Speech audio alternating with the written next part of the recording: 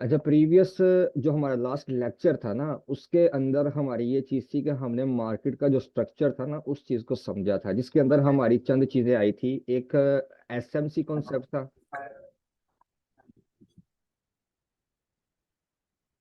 SMC, ठीक है, जिसको हम कहते हैं स्मार्ट मनी कॉन्सेप्ट। ठीक है, एक हमारी आ गई थी ये वाली चीज। उसके बाद हमारा था एमएसबी। ठीक है जी, जिसको हम कहते हैं मार्केट स्ट्रक्चर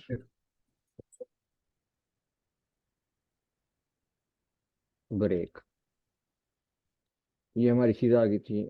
और फिर इसी के साथ हमारी जो थर्ड चीज एंटर हुई थी वो CSCOH था, जिसको हम कहते हैं चोक, और फुल फॉर्म से आती है चेंज चेंज ऑफ चार्ट। ठीक है, ये चीज आती है।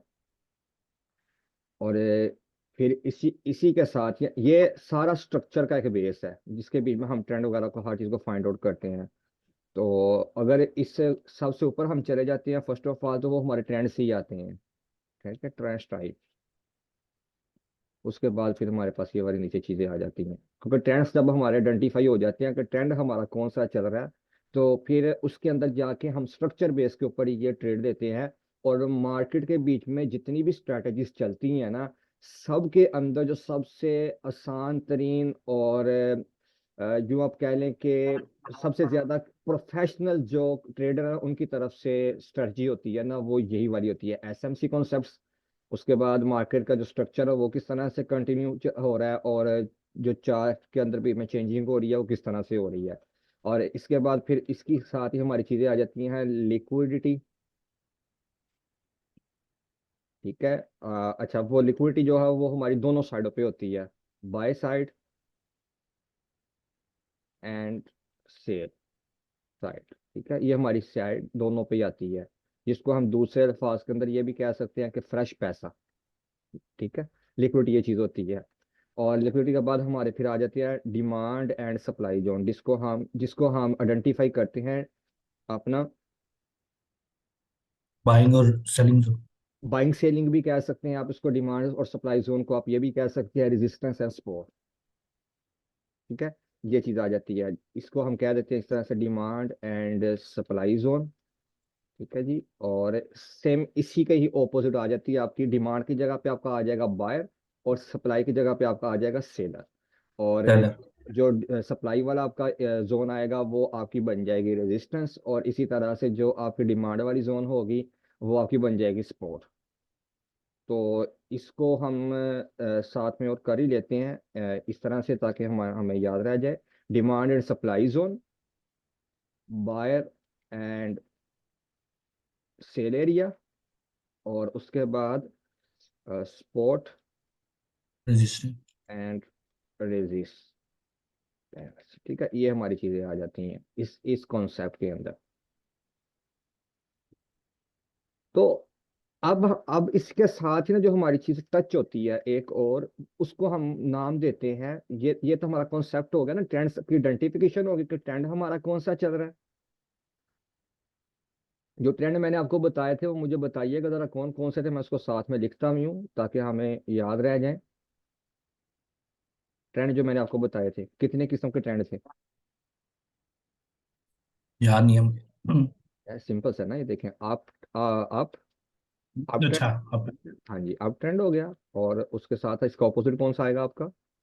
डाउन वे और साइडवेज। हाँ जी, इस तरह से। ठीक है जी। आप और इसके दरमियान हम साइडवेज को कर देते हैं, क्योंकि साइडवेज आपका दोनों तरफ आता है, जो करेक्शन लेता है, और इसको हम कहते हैं अकोमोडेट जोन। जहां पे मार्केट डायरेक्शन ले रही होती है, बायर या सेलर आपस के अंदर कम्युनिकेशन कर रहे होते हैं कि हम किस तरफ मूवमेंट लें। अगर तो बायर हावी हो जाएंगे, तो इसका मतलब यह है कि अप ट्रेंड के अंदर अगर साइडवेज है तो वही ट्रेंड उसका कंटिन्यू रहेगा। और अगर साइडवेज ट्रेंड के बाद बायर हावी नहीं हुआ बल्कि सेलर हावी हो चुके हुए हैं, तो इट्स मीन कि यहाँ पे मार्केट डाउन ट्रेंड में शिफ्ट हो गई है। तो ठीक है। ये आ गया हमारा डाउन ट्रेंड। ठीक है, ये तीन ही ट्रेंड होते हैं हमारे, इसके अलावा कोई चौथा ट्रेंड बीच में नहीं आता, सारी मार्केट इसके ऊपर ही घूमती है। ठीक है, अगर अगर हमारा आ जाएगा अप ट्रेंड यहाँ पे, जो आइडेंटिफिकेशन क्या है, अप ट्रेंड आइडेंटिफाई, ठीक है जी। अप ट्रेंड की जो आइडेंटिफिकेशन हमारी होगी,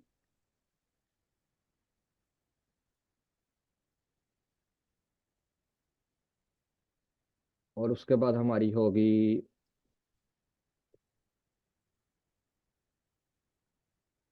साइडवेज की, और थर्ड नंबर पे के ऊपर जो हमारी आइडेंटिफिकेशन होगी वो हमारी होगी डाउन ट्रेंड की। ठीक है जी, डाउन ट्रेंड।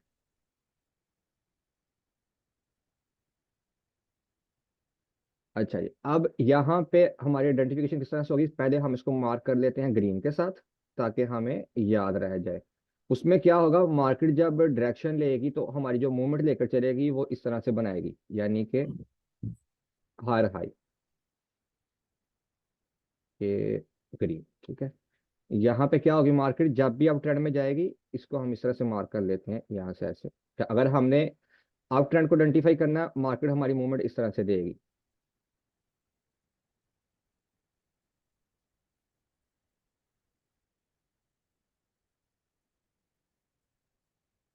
ऐसे करके।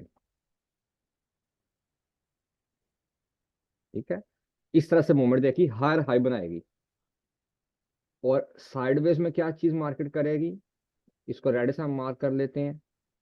साइडवेज में इक्वल इक्वल जो उसके हाई से होंगे ना, उसको बनाती जाएगी, यानी कि लोअर हाई या हायर लो वो नहीं बनेगा, बल्कि वहां पे पैटर्न हमारे बनेंगे जो इस टाइप के बनेंगे, M MW। Pattern, W pattern, V shape, इस तरह के पैटर्न हमारे पास बन के आएंगे, जिसके बीच में हम इसको कहते हैं डबल टॉप डबल बॉटम, इस तरह से। ठीक है,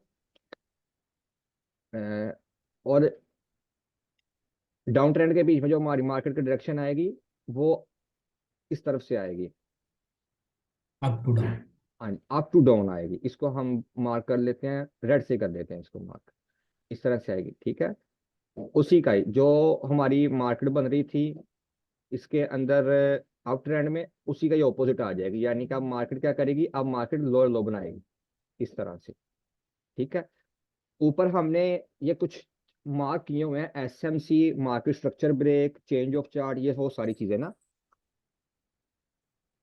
और मार्केट के बीच में जब हम टेक्निकल के बीच में चीजें हम पढ़ने लगे थे कि कौन कौन सी चीजें शामिल होती हैं, वहां पे हमने चीजें देखी थी। ग्राफिकल चार्ट होते हैं, कैंडल्स। चार्ट, ठीक है, और कैंडल्स हो गई हमारे पास। ठीक है जी, और कौन सी चीजें थी बीच में आपके, मार्केट का स्ट्रक्चर, मार्केट। मार्केट का स्ट्रक्चर वगैरह जो चलता है कि और हाँ। Chart pattern. ठीक है जी, ये चार्ट पैटर्न आता है उसमें, ये चीजें आती हैं। ठीक है, ये जैसे तीन ट्रेंड होते हैं ना, इसी तरह से टेक्निकल के बीच में मेन चीजें आती हैं ना, वो ये ही आती हैं। अब ग्राफिकल चार्ट जो है वो कौन सी चीज है, भाई ग्राफिकल चार्ट का मतलब ये है जो आप कैंडल्स के जरिए, ग्राफिक का मतलब क्या होता है, जो चीज आपको अच्छे से वाजे तौर पे नजर आ रही है, ना कि जस्ट उसके ऊपर लाइनें लाइनें लगी हुई हैं, उसको ड्रा हम्म। करने में आप इजी है, उसको हम ग्राफिकल चार्ट बोलते हैं। कुछ ऐसे भी अभी तक भी हैं मार्केट के अंदर, ट्रेडर के जो कैंडल्स के ऊपर वर्किंग नहीं करते, जस्ट वो उसकी मूवमेंट को लेते हैं एक तरह से ओपोजिट ग्राफिकल के, वो सिर्फ उसके ऊपर एक लाइनें आ रही होती हैं ईसीडी टाइप की, उनका अपना एक माइंडसेट है और अपना उनका एक कॉन्सेप्ट है, उस हिसाब से ट्रेड करते हैं। और ग्राफिकल चार्ट कौन सा, जो हमारी कैंडल सामने बन के आ रही हैं, हम उसके बीच में प्लॉट करते हैं सारी चीज़ों को, लाइक जैसे इंडिकेटर्स वगैरह हो गई है वो सारी चीज़ें, और फिबो की रेशो, इसी तरह से जो चार्ट पैटर्न बन के आते हैं उनको देखना, और कैंडल्स को देखना। अब जो चार्ट पैटर्न हमारे पास बन के आते हैं, उनके अंदर बहुत सारी चीजें आ जाती हैं, लाइक इलियट इलियट वेव होगी, इसी तरह से एबीसी पैटर्न हो गए, साइफर पैटर्न हो गए, या चैनल्स हो गए, लाइक जैसे एक falling veg, rising veg, bullish flag, bearish flag, symmetrical triangle. ठीक है, और इसी तरह से जो है ना ट्रेंड्स, डाउन ट्रेंड वाले। तो वो चैनल जो बनते हैं ना, वो किस तरह से बनते हैं, वो भी इन तीन मार्केट के अंदर ही बनेंगे। अब उसको हम कैसे आइडेंटिफाई करेंगे, ये देखें। जब हम स्विंग हाई और जो स्विंग लो होंगी, जब हम उनको जोड़ देंगे इस तरह से करके, तो अब ये देखें आपके पास एक तरह का पैटर्न बन के आ गया। जी। अब इसके अंदर भी वही चीज ही आ रही है। ट्रेंड लाइन जो है ना, ये वाली अपर ट्रेंड लाइन और लोअर ट्रेंड लाइन जो है, अब ये ट्रेंड तो हमारा अप का ही है। तो उसके अंदर जो हायर हाई के जो स्विंग पॉइंट्स थे दो, जो करीब करीब थे, उसके बीच में हम ट्रेंड लाइन को ड्रा करेंगे। सिमिलरली ऐसे ही नीचे वाले जो स्विंग लो होंगे उनको हम जोड़ देंगे। स्विंग हाई और स्विंग लो हम कहते हैं इस चीज को।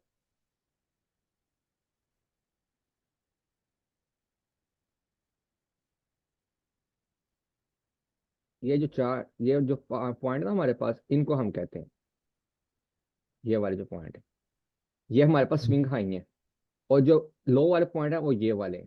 ठीक है जी। Swing low. इसी तरह से अगर हम साइडवे स्टैंड में आ जाएंगे, ये अपर पॉइंट है हमारे ये वाले, जो इक्वल है, ठीक है। और नीचे वाले लो हैं। तो इनको हम जोड़ते हैं आपस के अंदर। अगर यही लाइन में जो है, अगर साइडवेज जाकर मैं लगाऊंगा ट्रेंड में, तो ऐसे लगेगी ना, इस तरह से करके। सीधी। और अगर मैं इसको डाउन ट्रेंड में लगा दूंगा तो ये इस तरह से लगेगी।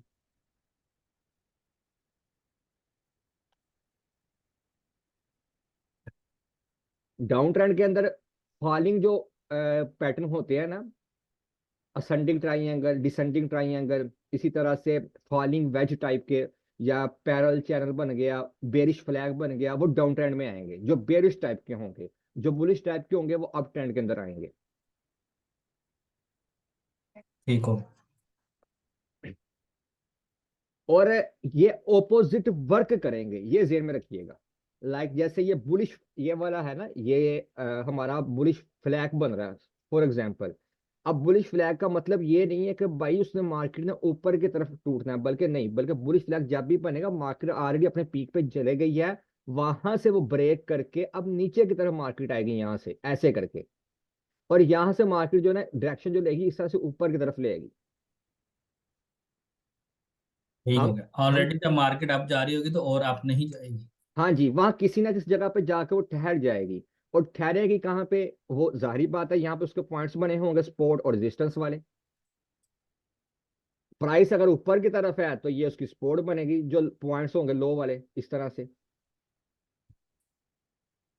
अब यहाँ पे प्राइस है तो डेफिनेटली इसके लिए जो नीचे वाले पॉइंट्स होंगे वो सपोर्ट बनेंगे, और ट्रेंड जो है ना उसको वो सपोर्ट की तरफ वर्क करेगा।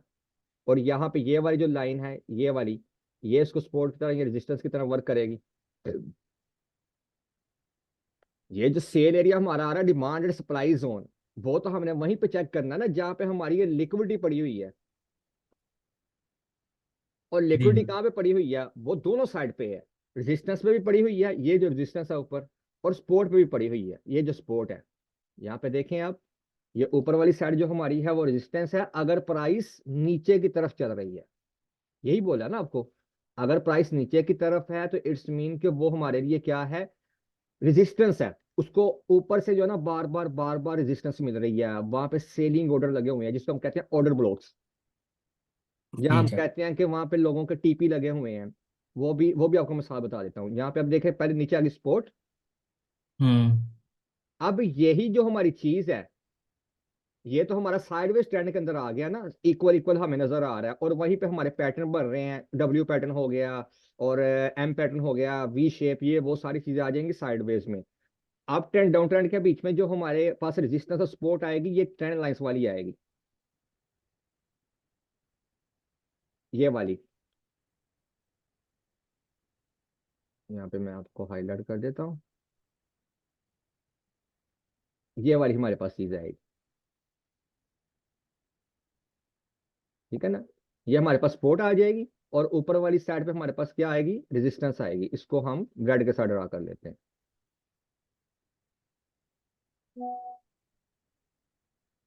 ऐसे ही है। ऐसे ही। दोनों तरफ क्या होगा? प्राइस चाहे किसी भी मूवमेंट की तरफ जा रही है, तो जब प्राइस नीचे नीचे की तरफ बाउंस बैक रहेगी ना, तो उसको हम बोलेंगे कि नीचे सपोर्ट है, क्योंकि प्राइस उस वाले एरिया से क्या कर रहा है? बाउंस ले रहा है, बाउंस बैक कर रहा है, ऑर्डर वहां से उठा रहा है। और वो उसको हम क्या कहते हैं? ऑर्डर्स वगैरह को, यहाँ पे ऑर्डर ब्लॉक्स होते हैं, जिसको हम कहते हैं OB. OB is equal to order blocks. ठीक है जी। अब ये ऑर्डर ब्लॉक जो होते हैं वो दोनों साइड पे होते हैं, सेल साइड पे भी और ठीक बाइंग है। वाली साइड पे भी। और दूसरे अल्फाज के अंदर हम इसको क्या कहते हैं, टीपी और एसएल और लिमिट्स ट्रिगर।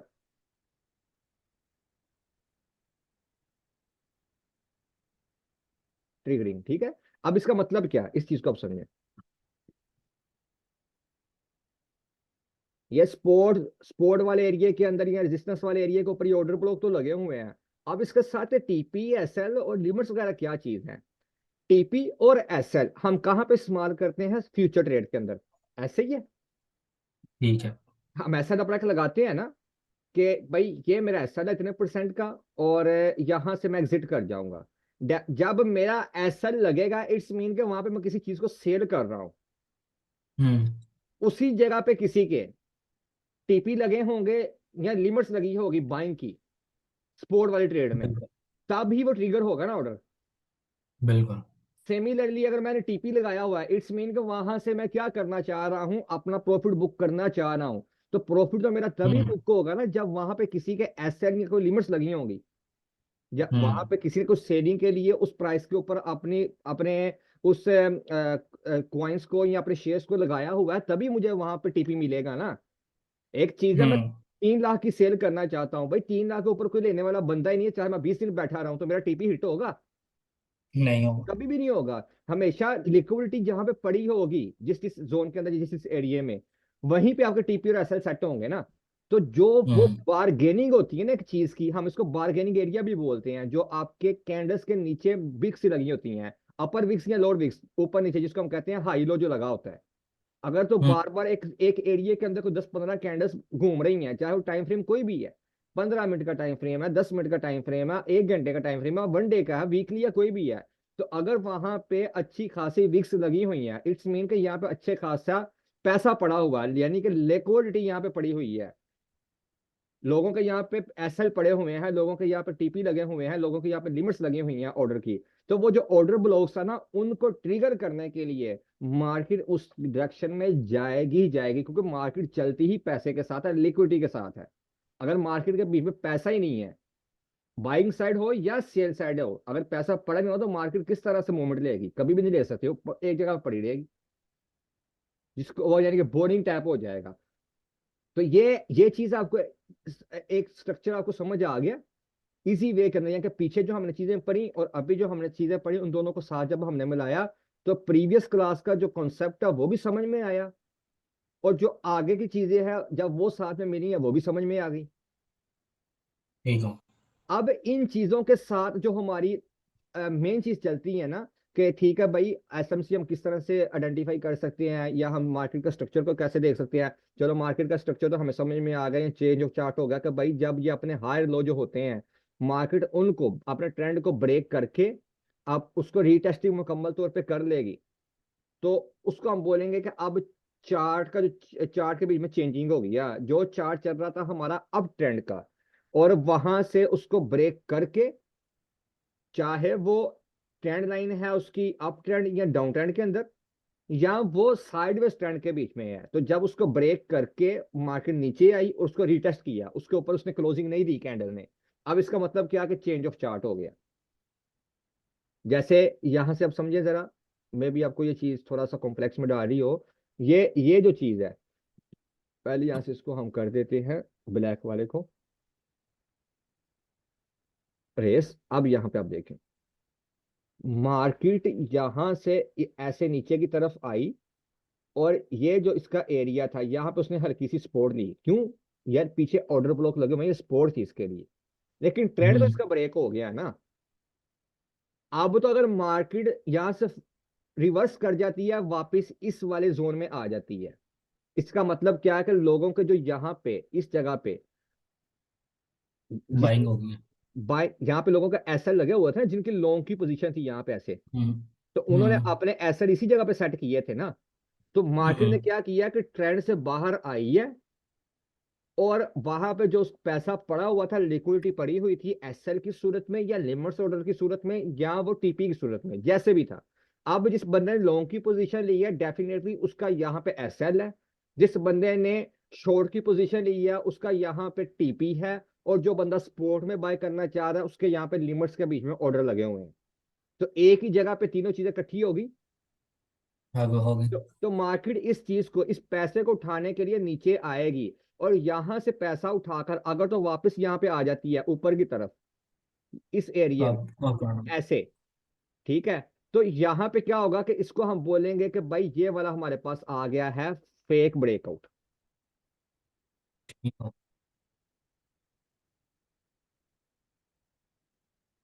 ये हमारे पास आ गया फेक ठीक ब्रेकआउट। है। अब फेक ब्रेकआउट क्यों? कि भाई वो पैसा उठाने के लिए आई थी, लोगों को उसने जो है ना हल्का सा उसने उनको किया कि कश्मकश में डाला, झांसा दिया तो उनको, और समझ लीजिए पैसा मार्केट उठाया, ऊपर ऊपर जाएगी। ऊपर निकल गई मार्केट। ठीक है। अब यहाँ पे असल वाला ब्रेकआउट हम कैसे कंसीडर कर सकते थे? भाई असल ऐसे हो सकता था कि जैसे मार्केट ने यहां से ब्रेकआउट दिया, इस जगह से नीचे आई, यहाँ पे सपोर्ट, हम्म।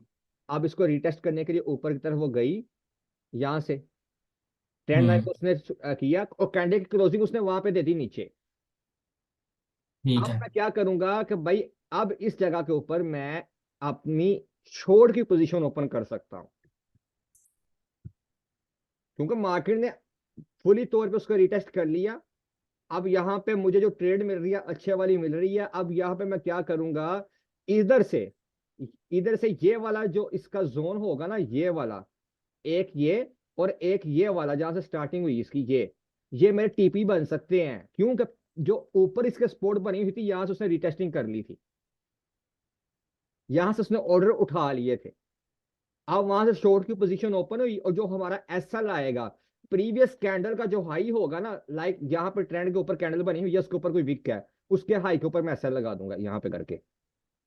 तो अगर मार्केट ट्रेंड के अंदर वापस जाती है, तो मेरा एसएल जो है ना वो हिट होगा, बजाय ये कि मुझे ज्यादा नुकसान हो, कम नुकसान होगा। और अगर मेरा प्रॉफिट होगा ना तो यहां तक होगा। तो यहां से जो हमारी रेशो निकल के आएगी, जिसको हम सेट करेंगे इस तरह के ट्रेंड के बीच में ट्रेड लेने के लिए, वो कम से कम हमें 1.5 की रेशो तक मिल जाती है।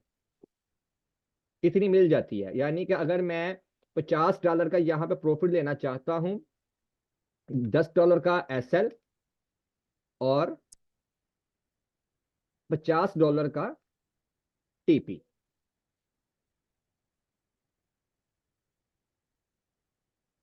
कुछ लोग होते हैं जो डॉलर के हिसाब से अपने एसएल या टीपी को सेट करते हैं, लेकिन मैं ये बोलूंगा कि परसेंटेज के हिसाब से इंसान को चलना चाहिए, क्योंकि ट्रेड के अंदर हमेशा परसेंटेज ही आपको कामयाब करती है। क्योंकि अगर आपका मार्जिन है अच्छा, तो परसेंटेज तब भी बेहतर रहेगी, अगर आपका मार्जिन कम है तब भी आपकी परसेंटेज रहेगी। मार्जिन कम होता है ज्यादा डॉलर की लालच में, बंदा अपनी परसेंटेज को भी फिक्स नहीं कर पाता कि यार कितने परसेंट मैंने यहाँ से प्रॉफिट को बुक करना है या एसएल को रखना है, जिसकी वजह से फिर उसका जो कम सासा होता है ना, वो भी साइड पे हो जाता है।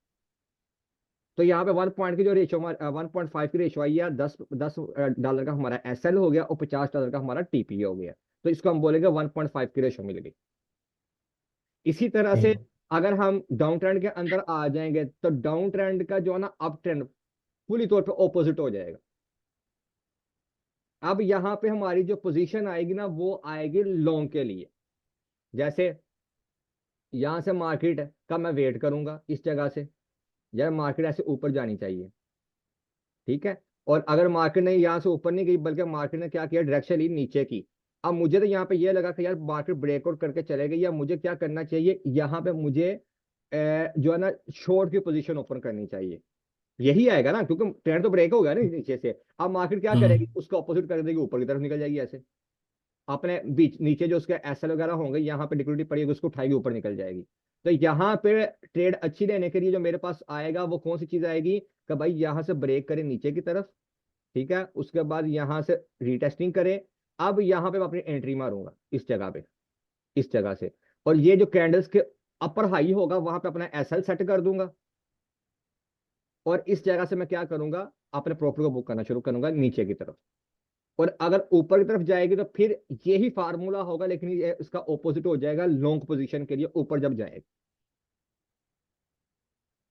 और साइडवेज ट्रेंड में क्या होगा, वो सिंपल है कि जब भी आपकी यहाँ पर रेजिस्टेंस के ऊपर आए, वहां से आप उसको जो है ना लगा दो शॉर्ट की पोजीशन पे, और जब आपकी सपोर्ट के ऊपर आए, वहां से आप लॉन्ग की पोजीशन के ऊपर लगा दो। एसएल टीपी कहाँ पे सेट होंगे, आपके एसएल यहाँ पे सेट होंगे प्रीवियस कैंडल का जो हाई होगा।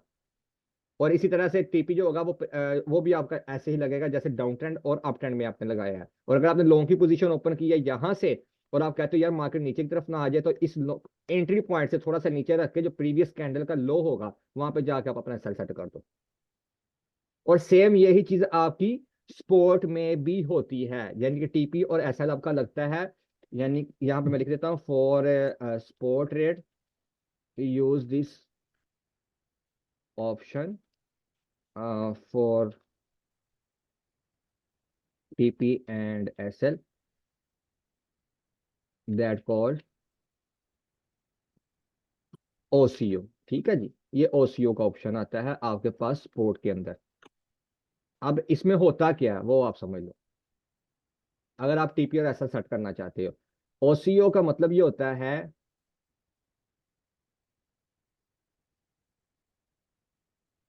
OCO is equal to one one cancel होता है। अदर। ठीक है जी, आप दो ऑर्डर अपने सेट करते हो। पहले जो भी आपका ऑर्डर ट्रिगर होगा ऑटोमेटिकली दूसरे की वहां पे ऑप्शन मौजूद ही नहीं होगी, क्योंकि जो आपने चीज लगाई हुई थी वो ऑलरेडी आपकी एग्जिट हो चुकी है। तो जब चीज है ही नहीं है तो वहां पे कैसे जाएगी, इसलिए एक जब ऑर्डर आपका लग जाता है और वो पहले ट्रिगर हो जाता है, तो जो उसका ऑपोजिट होता है ना ऑर्डर, वो कैंसिल हो जाता है। इसलिए हम इसको कहते हैं ओसीओ वन कैंसिल, जो है ना अदर।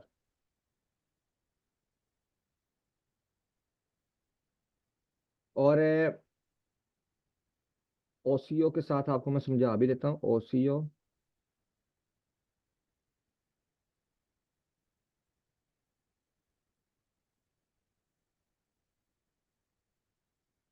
ये आपका लगेगा स्पोर्ट के अंदर, और इसकी लिमिट ऐसे है कि जैसे आपने $1 से बाइंग की है। ठीक है जी, और यहाँ पे आप जो पहला ऑर्डर लगा रहे हो, फर्स्ट ऑर्डर, और ये आपका स्पोर्ट में ही लगेगा ना, और स्पोर्ट के बीच में हमेशा आपको प्रॉफिट कब होगा, जब मार्केट ऊपर की तरफ जाएगी। तो यहाँ पे दो, हम्म। यहाँ पे कोई दूसरी राय नहीं है। यहाँ पे क्या होगा, फर्स्ट ऑर्डर जो आपका लगेगा वो आपका होगा टीपी, और जो आपका सेकंड होगा ऑर्डर वो आएगा आपका एसएल। ठीक हो गया। मैं कहता हूं कि यार 10 सेंट पे 1.10 के ऊपर अगर प्राइस चले जाती है, $1.10 के ऊपर अगर प्राइस चले जाती है, तो ये मेरा हो जाएगा टीपी, यानी कि फर्स्ट ऑर्डर। और जो सेकंड ऑर्डर है, ठीक। अगर तो प्राइस आ जाती है नीचे की तरफ, वो आ जाती है जी 0.95 के ऊपर। ठीक है जी, hmm. Equal to S L. तो यहाँ पे जो हमारी रेशो निकल के आएगी वो क्या आएगी, 1:2 आएगी ना। हम्म। क्योंकि यहाँ पे हम क्या कर रहे हैं, अपनी अपना एसएल जो रख रहे हैं अपनी बाइंग प्राइस से, और जो हम अपना टीपी रख रहे हैं उसके बीच में कितना फर्क है। टीपी हमारा 2 गुना है और एसएल हमारा 1 गुना है, तो 1:2 की रेशो आ जाएगी।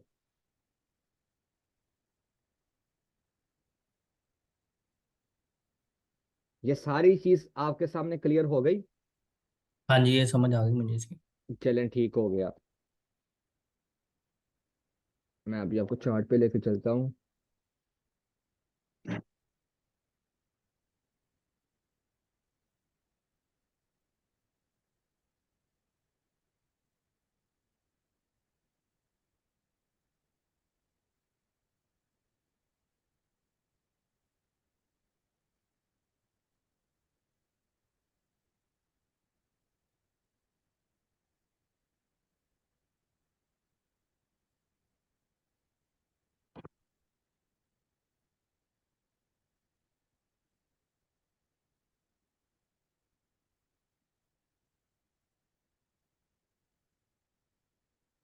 अच्छा, चार्ट का मुझे बताइएगा अगर शेयर हो गया आपके सामने।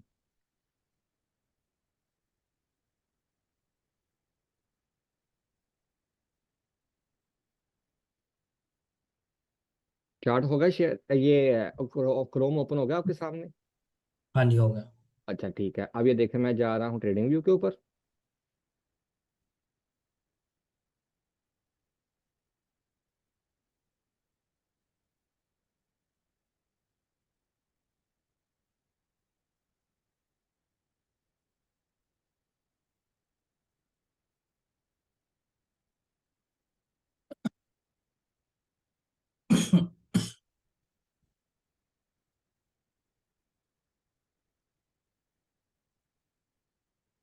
ये हम लूना का एग्जांपल ले लेते हैं। ठीक है, अब ये लूना हमारे पास कॉइन है, हम इसके चार्ट के ऊपर जाते हैं।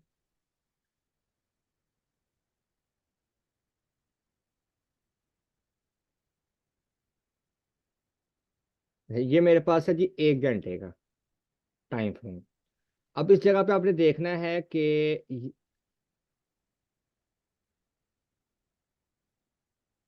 अगर मैं यहाँ पे इस चीज को हाईलाइट करता हूँ यहाँ पे, और उसके बाद ये नीचे वाली को मैं करता हूँ, ये साइडवे स्टैंड होगा मेरे पास। अब साइडवे स्टैंड की तरफ ये चीज देखें कि विक्स लगी हुई है ऊपर नीचे, पैसा इस जगह पे भी हम्म। पड़ा हुआ है और नीचे भी पड़ा हुआ है। जिनकी पोजीशन थी ओपन शॉर्ट की, यहां से शॉर्ट की पोजीशन ओपन की, उनके लिए ये टीपी हो गए ये वाले, और इस कैंडल के ऊपर यहाँ पे उनके एसएल हो गए, जिसको हम इस चीज के साथ मार्क करते हैं। ये शॉर्ट की पोजीशन है, यहाँ पे किसी बंदे ने अपनी पोजीशन को ओपन किया इस जगह पे,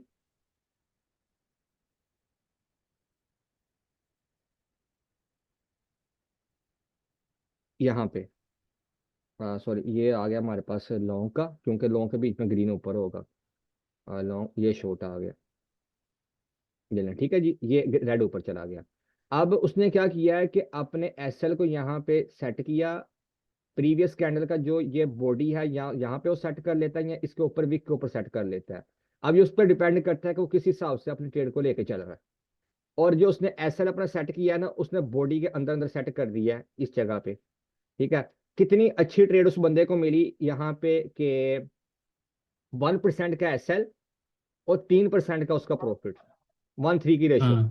$10 का लॉस और $30 की उसकी ट्रेड बनी प्रॉफिट की शॉर्ट के अंदर। अब ठीक है। इसी चीज को मैं करता हूँ 30 मिनट के ऊपर, तब ये देखें मजीद जो आपको कैंडल से नीचे मिल गई, इस जगह पे देख रहे हैं आप कितनी ज्यादा आपको नीचे की तरफ कैंडल्स मिल गई हैं। और 30 मिनट के अंदर जो मुझे एक और एरिया मिला है मार्क करने के लिए, वो ये वाला मिला है। अब इसको मैं 15 मिनट के ऊपर लेकर चला जाता हूँ। अब 15 मिनट में देखें, मुझे और अच्छे तरीके से पता चल गया कि यार यहाँ तो वाकई इस जगह पे पैसा बहुत पड़ा हुआ है। ये जो हमारे पास घंटे की जो रेंज लो है, मिड रेंज तो ये वाली थी ना, और हाई रेंज ये वाली थी हम्म। घंटे वाली कैंडल में, और लो रेंज इसकी ये थी। तो भाई लो रेंज इसकी इतनी परफेक्ट है, और थर्ड टाइम यहाँ पे क्या हो रहा है, अब इसके लिए ये ट्रिपल बॉटम भी बन रहा है, ये देखें। और साइडवेज ट्रेंड है ये साइडवेज ट्रेंड ऐसे है ना। हम्म। और शेप कौन सी बन रही है, वही एम पैटर्न की। अब एम। यहाँ से मार्केट क्या करेगी, थर्ड टाइम अगर यहाँ से मार्केट वो ट्रेंड को रिवर्स करती है, तो यहाँ पे पॉसिबिलिटी है कि अब इस जगह पे चली जाए। ये ऊपर जो ऑर्डर लगे हुए हैं ना विक्स के अंदर अंदर, यहाँ पे ऑर्डर्स को ट्रिगर करेगी। तो हम यहाँ पे क्या कह सकते हैं कि जिस बंदे ने लॉन्ग की पोजीशन लेनी है ना अपनी, वो यहाँ से पोजीशन को ओपन कर सकता है। इस जगह से यहाँ से उसने क्या किया, अपनी पोजीशन को ओपन किया लॉन्ग वाली को, और एसएल उसने कहाँ पे सेट की है, ये जो बॉटम बन रहे हैं ना, ये ट्रेंड लाइन के नीचे उसने अपना एसएल सेट कर दिया, और उसने अपना जो प्रॉफिट है ना ऊपर तकरीबन जो है ना विक्स के अंदर अंदर ये 3% के करीब रख दिया यहाँ पे, इस तरह से करके। तो ये ऊपर वाली साइड पे भी अब देखो कितना छोटा मिनिमल एसएल और अच्छा प्रॉफिट। सेम लाइक ऐसे ही लॉन्ग पोजीशन के अंदर कितना मिनिमल एसएल और उसके बाद अच्छा प्रॉफिट 3% का। तो हमारे पास ट्रेंड भी आइडेंटिफाई हो गया।